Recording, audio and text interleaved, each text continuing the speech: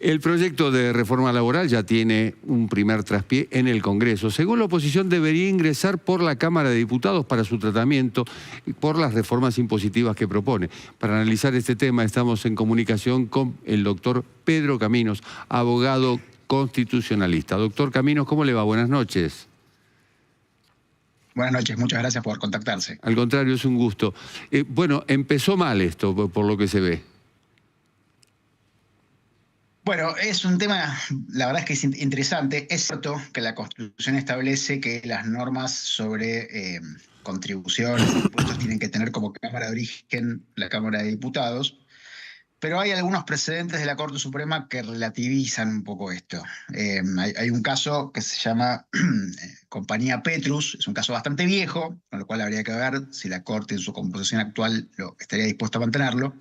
Pero en ese caso la Corte Suprema dijo que cuando un proyecto de ley busca introducir de manera general reformas en la legislación común, como puede ser, por ejemplo, la legislación laboral, el hecho de que haya algunas disposiciones que puedan tener contenido tributario no altera la naturaleza general del proyecto y en ese caso el Congreso tiene discrecionalidad para definir cuál es la cámara de origen apropiada, ¿no? Con lo cual, si el proyecto siguiera su trayecto en el Congreso, es decir, si no hubiera una derrota legislativa del oficialismo motivada por esto, ¿no? por cuál es la Cámara de Origen, en principio una eventual impugnación judicial no debería tener acogida. Pero, como te decía, este es un fallo muy viejo, es un fallo de la década del 30 del siglo pasado, tiene casi 90 años, y habría que ver si la Corte Suprema hoy está dispuesta a mantener ese mismo criterio. Es decir, para que se entienda, el problema es que ingresó por el Senado y no por la Cámara de Diputados.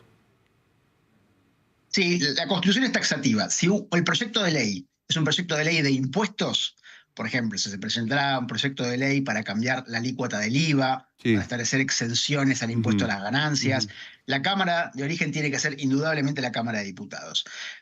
La discusión acá está en que este no es un proyecto puramente tributario. Este es un proyecto principalmente de reforma de la legislación laboral, y la legislación laboral tiene como accesorio, como anexo, contribuciones que son percibidas por la FIP y que por lo tanto pueden ser asimiladas a impuestos. Y entonces de ahí puede venir una objeción como la que estamos discutiendo ahora.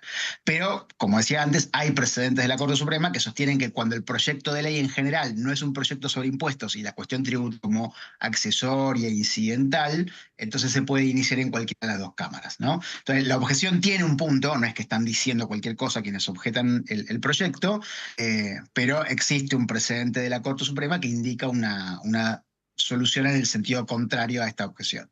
Ahora, uno se pregunta, frente a un proyecto de la trascendencia y la magnitud que puede ser este, ¿cómo es que el gobierno no se dio cuenta a tiempo de esto? Bueno, este no es un gobierno muy afecto al análisis jurídico, ¿no? Digo, el Congreso no ha decidido olímpicamente ignorarlas, con lo cual claramente el principio de legalidad o la constitucionalidad de los actos no es una guía para lo que hace el gobierno. Esto lo digo sin perjuicio de lo que dije antes, ¿no? Digamos, que existe una justificación posible para el accionar del gobierno. Normalmente la decisión de cuál es la Cámara a la cual el presidente va a enviar un proyecto de ley tiene que ver con la posibilidad de asegurarse una mayoría en la Cámara de origen. Tener la aprobación inicial de una Cámara hace más probable obtener una ley, en definitiva, cercana al proyecto que envía el presidente.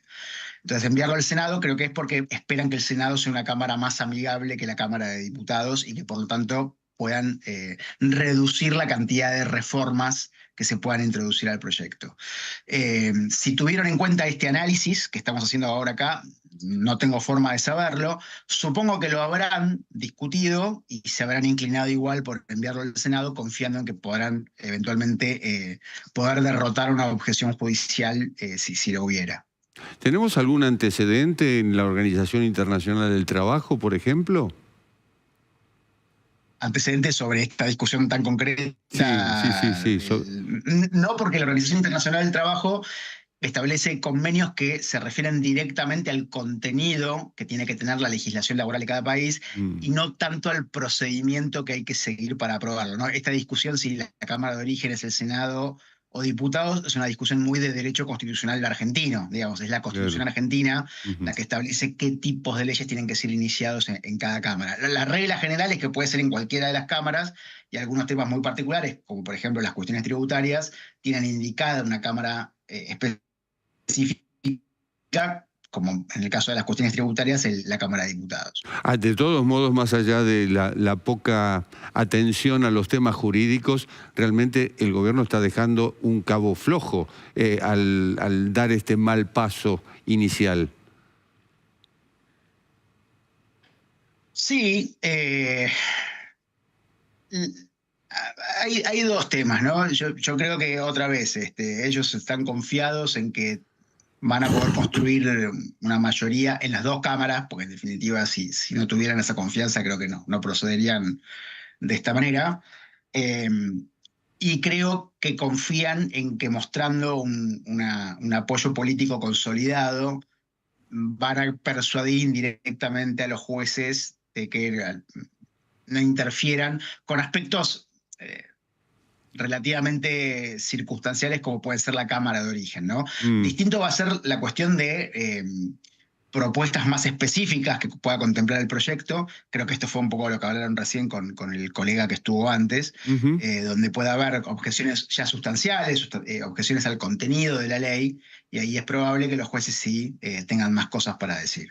Ese es un punto. Vamos a suponer que el proyecto pase, finalmente se convierta en ley. Eh, ¿Podría chocar con, hablábamos de la OIT, de la Organización Internacional del Trabajo, e inclusive con el Pacto de San José de Costa Rica? ¿Podría haber algún tipo de contradicción? Bueno, hay que ver cuál es el texto que se termina sancionando, ¿no? Es un poco prematuro anticiparse a eso, pero en caso de que lo hubiera, por ejemplo, la Organización Internacional del Trabajo tiene restricciones con respecto a las maneras en las cuales hay que pagar el salario de los trabajadores. En principio hay que pagarles con dinero, no se puede sustituir el pago en dinero por otras formas de pago. Bueno, Entonces, aquí se habla de si moneda la, extranjera y especie, es decir, que se puede pagar de pronto, no sé, con un kilo de pan, pues, por poner un ejemplo burdo, ¿no? eso es un problema y eso puede dar lugar a planteos judiciales. Después vi que en el proyecto también se derogan algunos de los estatutos profesionales, es decir, son leyes que regulan actividades específicas, por ejemplo, el estatuto del periodista quedaría derogado, y entonces en la medida en que eso deroga un régimen que puede establecer particularidades que son más beneficiosas para el trabajador, podría ir en contra de un principio que está en el derecho internacional de los derechos humanos, que es el principio pro homine y el principio de progresividad. Y entonces pueden darse efectivamente planteos judiciales que van a poder ser planteados por trabajadores cuando tengan que cobrar, por ejemplo, un trabajador al que le quieran pagar en especie o un periodista al cual lo quieran encuadrar en el régimen general de la ley de contrato de trabajo en lugar de la normativa específica del estatuto, o eventualmente en algunos casos podrá ser planteado por los mismos sindicatos, ¿no? En el caso de la derogación de un estatuto profesional, el sindicato Estamos hablando con el doctor Pedro Caminos, justamente desglosando. que Ah, tenga la representación de esos trabajadores, por ejemplo, los sí. periodistas, podría este punto. Doctor, ¿podría repetirnos, porque se cortó en un momento la comunicación y nos quedamos con la última parte de su respuesta? No, decía que de sancionarse una ley que incluya disposiciones que son incompatibles con convenios de la OIT o con normas del derecho internacional de los derechos humanos, Ujú.